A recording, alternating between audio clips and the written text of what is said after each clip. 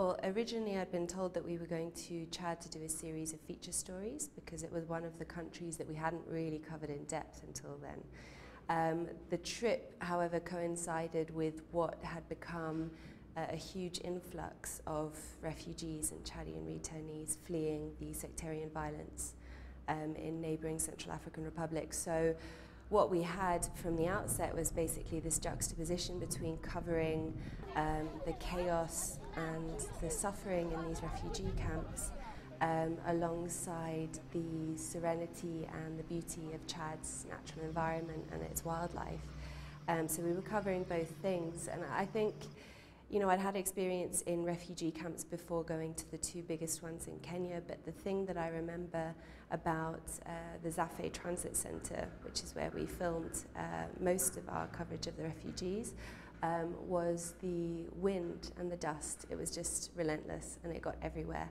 And we had to get creative because we had a live to do in a short amount of time. So we ended up doing the live on top of a mound of sand and rubbish to get out of the way of the wind and the dust, but luckily that worked out.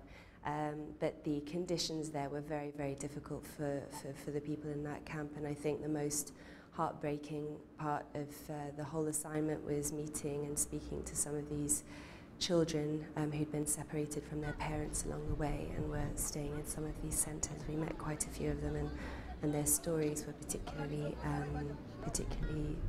sad. A lot of them didn't know where they were going to go to or how they'd find their families, so there was a real sense of hopelessness there, but again, people kind of banded together with what little they had to try and look after these people, so we did have that sense of kind of hope there at the same time. The highlights for me of the whole assignment were probably on the way back from filming our story on Lake Chad. We quite unexpectedly visited this small island village sort of as the sun was going down. It was quite a long journey by boat, and I didn't really know where we were going to, but our fixer told me that this was a really beautiful place, and it was. It was this very peaceful little island village, and it was a lot of fun filming around there and speaking to the village chief.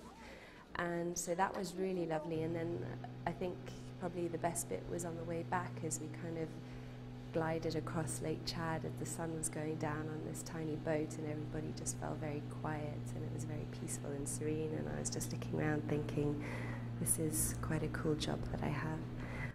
And I think the other highlight was flying over Zakouma National Park in a small aeroplane with no door next to me, looking for this elephant herd that we were trying to find.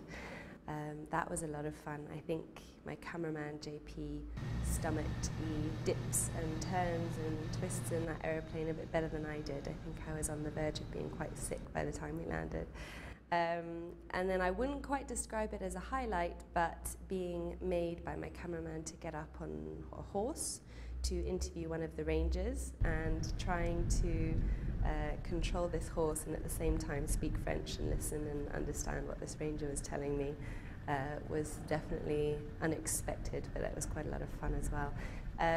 But I remember thinking in Zakouma National Park that this beautiful place was so untouched, in the sense that not many visitors from outside Chad were seeing it and going there, and that I hope in the future more people get to see it, because the work of the team there and the dedication is really inspiring, and it's a very beautiful, special place. You know, from the swarms of birds coming into roost to the elephants in the rivers, it was really, really beautiful, a very special place. I was lucky to visit it. I would tell a journalist who's going to report in Chad to first of all be armed with a lot of patience, because it can be difficult operating as a journalist there with the visas and authorization and permits that you need. To expect heat, dust, but it's also a place that's kind of full of unexpected, in a sense, beauty. The wilderness, the wildlife there is very special. And even in the capital, at the marketplace, the main marketplace, it's full of life, full of colour, sounds and smells. It's a real sensory experience. But I think that there are a lot of stories under the surface that we might not see in sort of mainstream media going on in Chad. Interesting stories there. There's a lot to uncover. But yeah, just to be determined and to have patience and to plan properly, because it's also a very, very big country to get around. But if you can travel around, then it's worth it, because there are some really beautiful places in Chad.